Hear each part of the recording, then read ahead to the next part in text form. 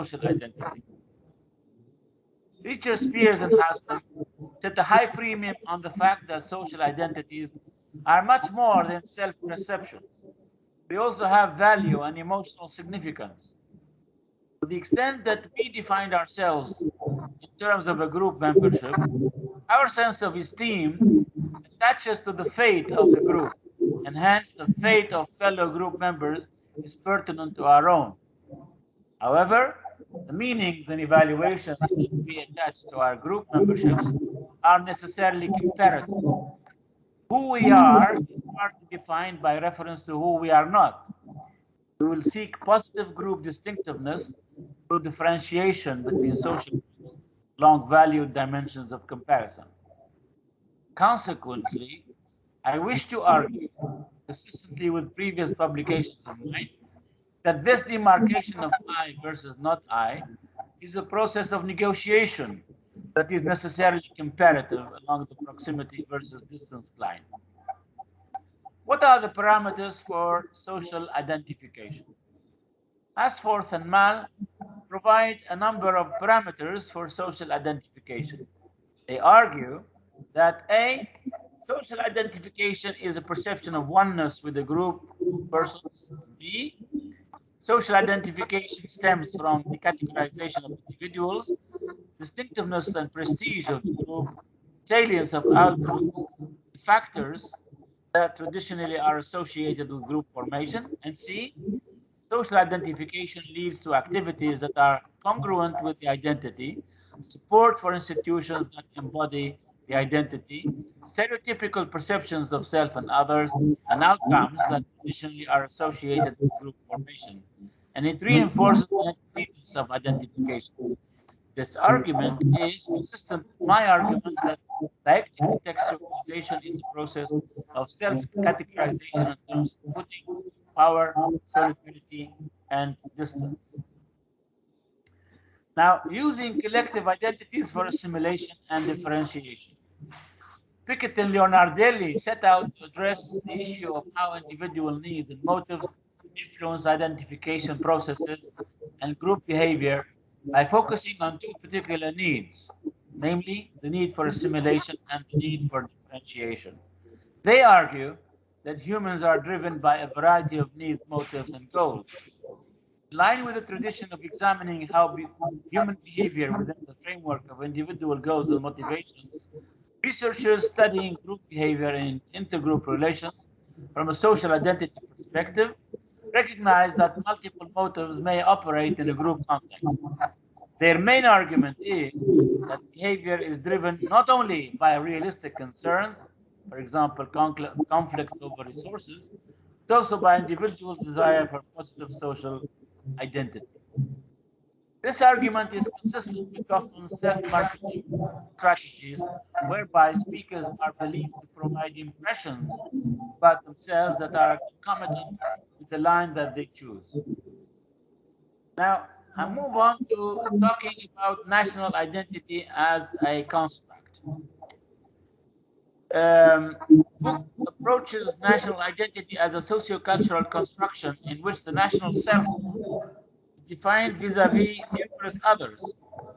In other words, national identity is seen not as a coherent monolithic structure, but as a multiplicity of discourses which emerge in relations with multiple others. This approach emphasizes the negotiating dimension of identity attribution. Speakers do not have one monolithic self, but a multiplicity of psychological and social selves. Now, territorial identity. Police takes identity to be a sociocultural product and argues that the geographic connotation of identity cannot make reference to the mere spatial dimension of the identity phenomenon. Rather, it should represent those belonging ties that create the territory. For police, the territory is a relational space that grows in time as the product of a process of cultural sedimentation. The engine of this process is the identity relationship between a community and the space occupied by the community. Furthermore, Engels set out to investigate the importance of identity with place, the the ongoing construction and redevelopment of personal social identities. English shows that not only is identity with place of living still very strong, but that it is deep and complex and enmeshed with a sense of belonging to the place where people grew up, the wider county, and the nation. In terms of the localist hypothesis, territoriality in pragmatics is associated with the mental space that speakers see themselves as occupying in their I, here, now, where mental and psychological dimensions are expressed through spatial terms. Now I move on to talk about the politics of belonging. Ojong and Sithole examine the substance of identity in terms of territoriality, culture, roots, and the politics of belonging. Responding to Chipkin, who introduced a discourse on race and identity that questions the wisdom of framing identities in terms of culture and other primordial substances, the authors argue that those substances have brought about a notion of identity that has led to human catastrophes framed in terms of ethnic identities and racial differences. Here they refer to fascism and Nazism. They propose a conceptual analysis and framing of the substance of identities that balances emic and ethic explanations. In this formulation, an exploration of a range of elements affecting conceptualization of identities is done, including notions of territoriality, culture, and roots. Transpires from the above review that self and other identifications and categorizations are necessarily political acts. That is commensurate with the main theses on the us versus them dichotomy scholars upvoting in the CDA tradition of Berkeley, Van Dyck, and Vaudin. Now I move on to talk about literature on self-esteem. For Hewitt, self-esteem represents an equilibrium and harmony between the different cognitive, behavioral, and affective components of self. It depends on the interaction between social perception and self-esteem, as well as on self-confidence. James defines self-esteem as awareness of one's self-value. That is to say, to have a balance and harmony between success and exigencies. In his turn, Cooley defines his self-esteem as a social construct. In other words, relations with others and their attitudes to the individual represent a mirror for self and perception. From these conceptions, we can single out two elements inherent in self-esteem. One process that is internal to the individual, and an external one that is based on social interaction. Both dimensions are involved. To this effect, Maslow defines self-esteem as a fundamental need, integrated in his pyramid of needs.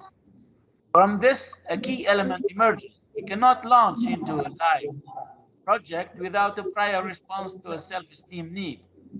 Moreover, the self-esteem hypothesis is associated with Tashfel, who posited that people may have a general desire for positive self-esteem and to be positively differentiated from others. But these dynamics do not operate in a social vacuum. In our unequal world, many people are consigned to groups that are negatively valued. Women in a sexist world, black people in a racist world, and laborers in a class-ridden society, for example. How then do they respond to such devaluation? When do they accept and adapt it, and when do they challenge it? Tashfel, the concept of social identity was of interest as an intervening variable in the process of social change. Tashfel and Turner focused on the psychology and strategies of low status groups. For example, in Tunisia, we talk about al-hukra. When group boundaries are permeable, that is to say, so that group memberships are not fixed, one obvious solution is for members of low status groups to disavow this group membership and attempt to move into a higher status group. This is referred to as strategy of social mobility or exit. The closest corollary to this is Goffman's notion of footing, whereby speakers negotiate their own social status with others having their own positioning on the social ladder. Now I move on to another concept, which is the fragmentation of self. According to Ruck and Soloneko's notion of dialogism, in a dialogical self, we do not find a single centralized storyteller at work. Dialogism theory retains James's view of the self as consisting of different constituents, I versus me. The I refers to the reflexive parts of the self as subject, knower, thinker, whereas the me is described as the sum of everything someone can be said to own, self as object, as known, as thought, etc. The dialogical self amounts to a narrative translation of James's distinction. Each me, however, is endowed with a voice to tell its own story. This fragmentation of self between the subject role and the object role was amply discussed in the earlier work of mine and the work of, for example, Jolie and Randolph's work, to the effect that there is always a third person inherent in the first person. I move on now to the heterogeneity of self. Hermans and Campbell developed the conception of the self as a multitude of different I positions fluctuating within the imaginal landscape of the mind, which is reminiscent of the Bakhtinian concept of ventriloquation or ventriloquizing, to the effect that individual speakers always speak in the social languages of their time, thereby expressing the position of the group they belong to. This is commensurate with Bakhtinian's polyphony in the sense that individuals voice their own culture. The individual encapsulates society at large, and not merely their own idiosyncratic subjectivities. Culture and voice in dialogism theory. Herman's Campbell and Leuven endorsed the view that Western culture, with its individualistic and rationalistic ideals of selfhood, influences the entire organization of dialogical selves, restricting its full potential and resulting in centralistically organized selves dominated by one or few voices. The dominant conception of culture in dialogism theory today, however, stresses the existence of self and culture as a multiplicity of positions among which dialogical relationships can exist. In this conception, culture is a voice that may speak for itself or speak through another position. A cross-cultural pragmatic perspective is found in Hyros 2000 about the public and private self in Japanese and English. Japanese has a special word for private self, but not any special word for public self, so that in Japanese, various words are used to represent the public self, depending on who is talking to whom. By contrast, English has a special word for public self, I, but not any special word for private self, so that in English, personal pronouns are diverted to represent private self, depending on the grammatical person associated with the private self in question. Now I move on to social script theory. The significance of social frames and how they constitute episodic interactions is a major area of investigation by Sinclair. It is argued that humans interact in terms of social recipes, scenarios, and frames. This insight is the basis upon which they are developing a cognitive model of social theory. What this social script outlines is the fact that human behavior is structured and that routines can be further articulated into subsections. The tacit knowledge of the restaurant scene, for example, provides the habitus for the social script of dining out. Events occur within an ordered sequence. The players in this scene have roles to follow, and those that work in the restaurant also have their own roles. What is important about social scripts is that everyone in the restaurant knows the script of the customer. They all perform it tacitly or even consciously, but they know that the script occurs. I wish to argue that self and other identification and categorization can only operate within the framework of the social scripts available within a given culture. The context dependency of discursive constructions reality. Larry Lehman examines how national and immigrant identities are discursively constructed through the use of oral history. He takes identity to be discursive construction revealed in narrative. It is provisional and negotiated with others. For specific subgroups, such as immigrants, identity construction is context dependent, particularly for diasporic groups.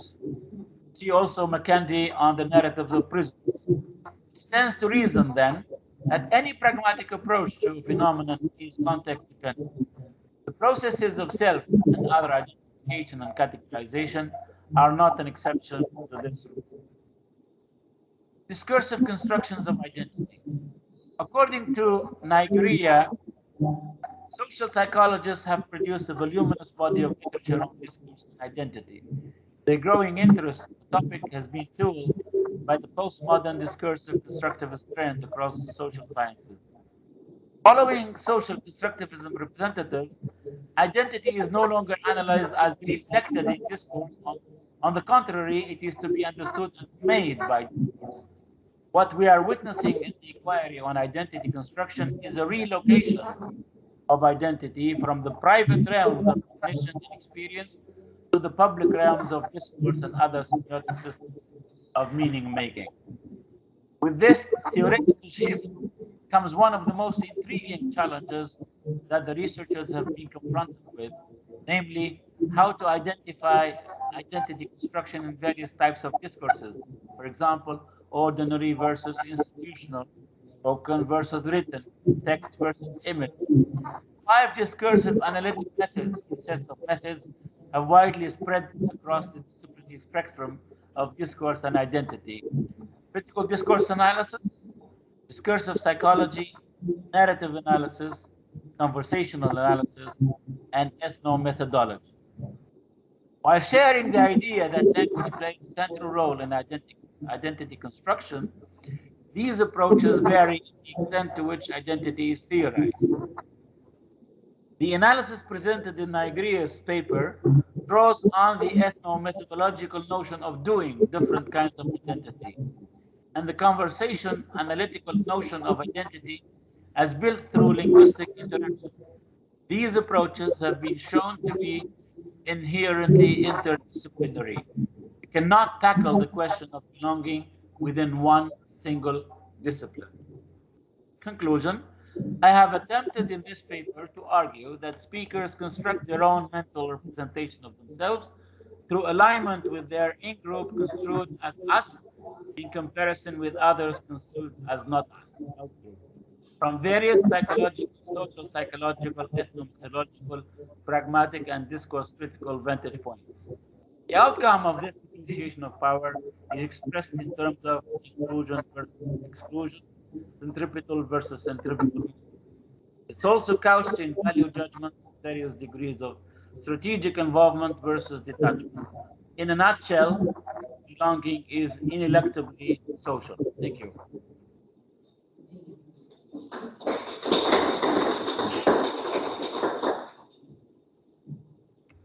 Thank you, Professor Triki, for this insightful lecture. Now we'll move to discussion. If there is any further questions.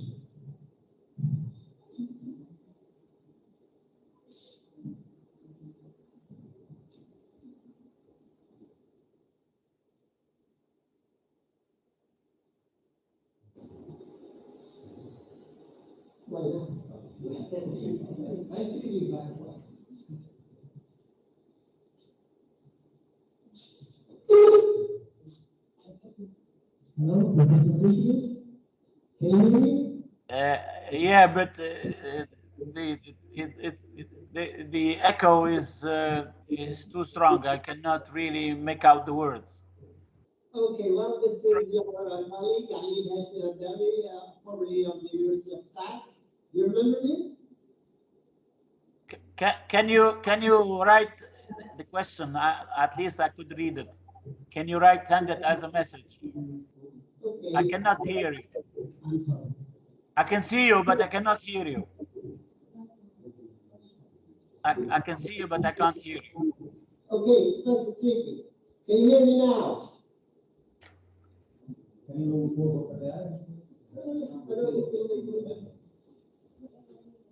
Adel, can you send it by phone? Can you call me and ask me the question by phone? Send me the question by phone, or ask me by phone, please. Please call me and ask me the question by phone.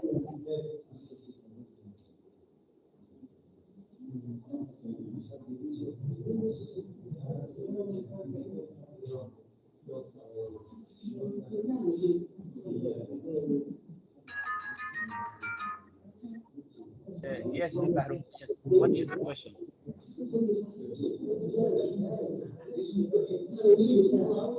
Hello. Yes. Great. Thanks. Everyone today, and I wanted to ask you this question in relation to point you made on the fact that there are several identities depending on social context. Yes. Now, I mean, you talked about the me context or me identity, the I identity, the in-group identity, the out-group identity. How do you reconcile what you presented today with the notion of what is called global identity? Where does that fit in? Yes. What is meant by global identity? That is, people define themselves as being children of the earth, rather than, let's say, children of this particular tribe, or this particular town, or this particular region, or or children of a particular nation, and so on and so forth. But there are identities that are so growing that at this time they would rather define themselves as being members of the global identity, members of the global flow, if you like. They don't belong to any particular country. They don't believe in passports. They believe that they just belong all over the place. Yes, Ali, thank you. It's great to hear you. You can hear me directly without the phone now. Thank you, Sally. Let me answer this question. This is a good example corroborating my argument, Sally, because what you have referred to is actually highly ideological. I mean, it falls within this notion of globalization. And globalization is itself extremely ideological, and it's not free from positioning. It's one way of positioning oneself, or it's one way of social situatedness, as it were. In other words, people can position themselves ideologically from different perspectives. Look at, for example, the new trend in teaching, which is not globalization but glocalization. Glocalization in research on teaching and so on. Glocalization is another perspective. So achieving global ends through focusing on local culture, accommodating local culture for global ends. In other words, whether you adopt a globalizing perspective or a particularizing perspective, it is still one way of positioning yourself. It's an ideological act. There is no innocent or natural way of doing this. Every act of declaring belonging necessarily involves an act of positioning. Thank you, sir.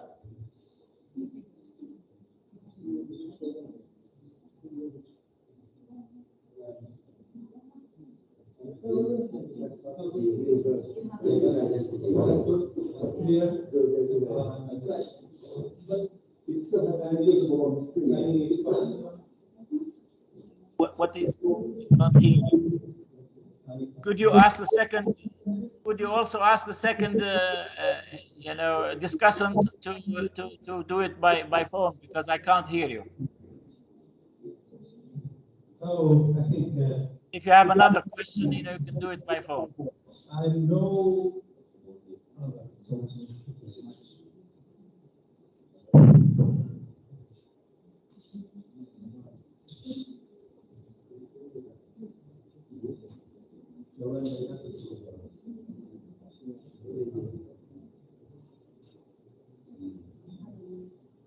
If you have another question, I'm ready.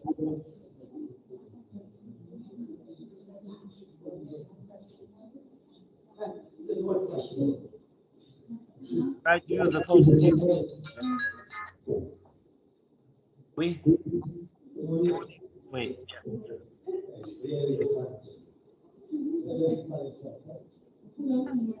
Hello? Thank you. I do have a question regarding the education of one of the things that it's basically the education of power, where we talk about inclusion but also exclusion. And so my question is about how do you see it, where both inclusion and exclusion can meet, and the identity becomes somehow absent and present, just to link what you said into your previous presentation by independent. So could you please elaborate on that a little bit more if you could? Thank you very Yes. much. Thank you. Thank you. I think I know where you come from ideologically. In other words, you're referring directly to the question of the third space of enunciation in post-colonial theory. I think so. I think you're invoking post-colonial theory, where actually the question of identity becomes quite problematic, especially for authors who are born in one place and move on to another, place, and of course they have a problem of belonging, and therefore they are somewhere hanging in between the place of origin and the place of destination, and they have this sense of third space of enunciation, where they neither belong to the original place of origin, nor do they belong to the country of destination. But that is also instead of a dichotomy of us versus them, you may have a diluted kind of scale or continuum, whereby people are difficult to place or position. But it is still an ideological position, even if you don't classify yourself as us or as them. It is still a problem. It is it's a problem of uh, positioning yourself. So the problematic is still the same. Okay, so, okay, thank you. Another question.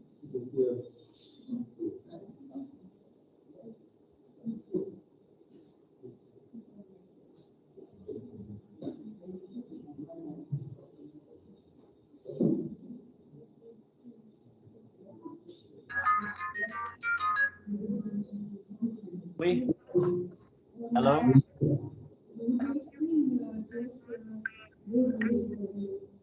Sorry.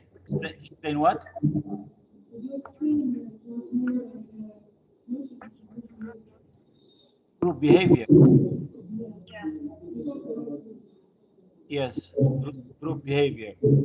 Yes. Thank you. I will try to explain it. Thank you.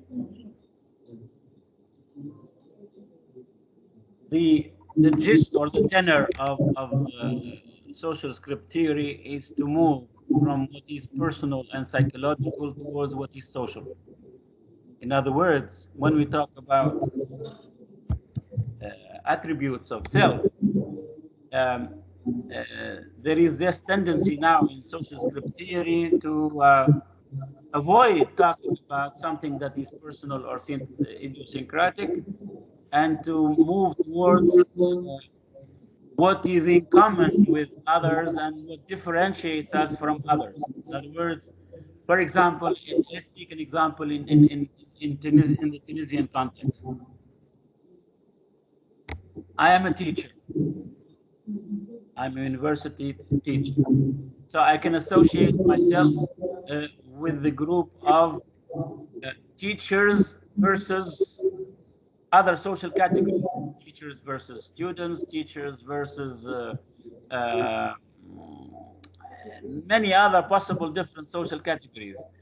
But I'm not only a teacher, I have other social roles, and I can belong to different social groups. For example, I can be classified regionally as belonging to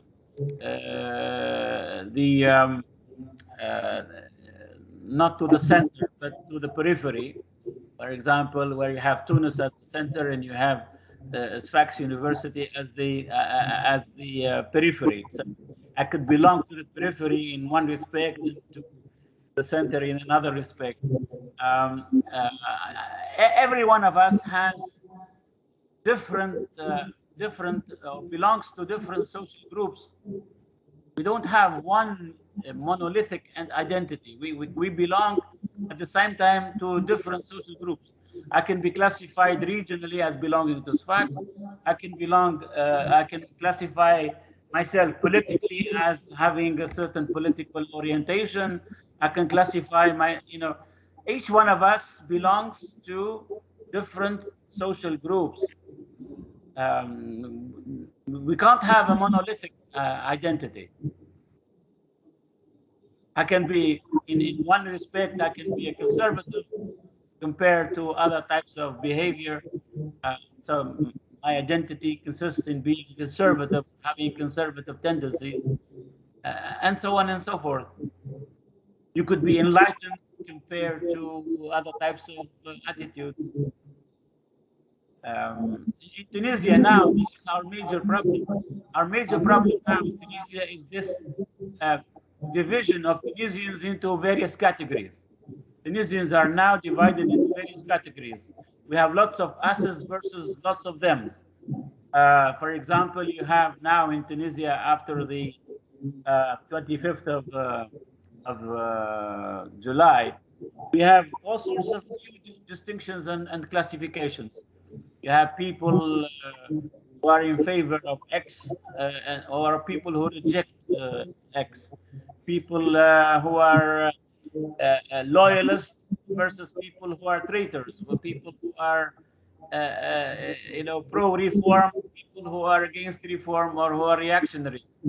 We have all sorts of divisions, and Tunisia now is basically going through this process of categorization, and categorization is dividing Tunisia into all sorts of dichotomies.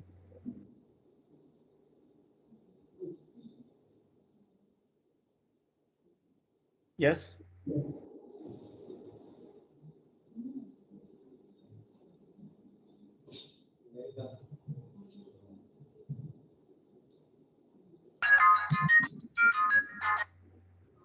Yes, Si Bahrun. Thank you very much for sharing the flows. Okay. Now we invite you to lunch. Thank you. What shall I eat for you? The U is interesting here. It's very interesting. Thank you. Thank you indeed. Enjoy your lunch. Thank you very much. Thank you.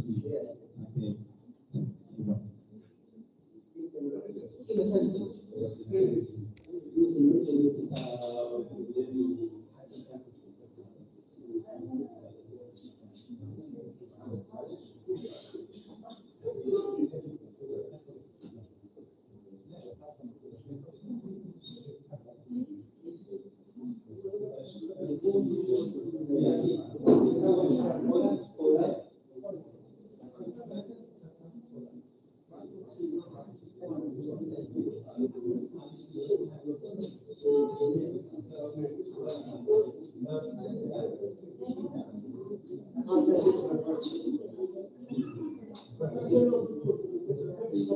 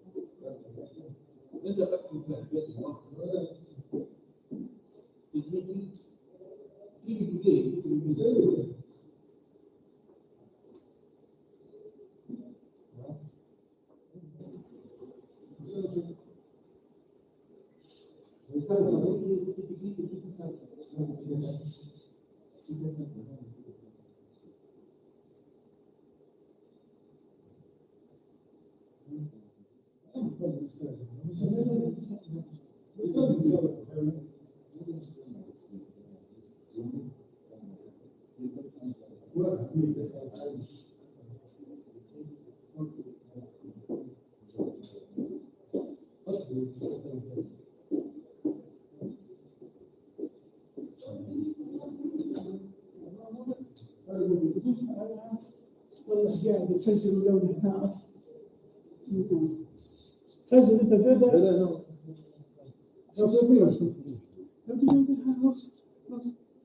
يسجل عن 3 ساعات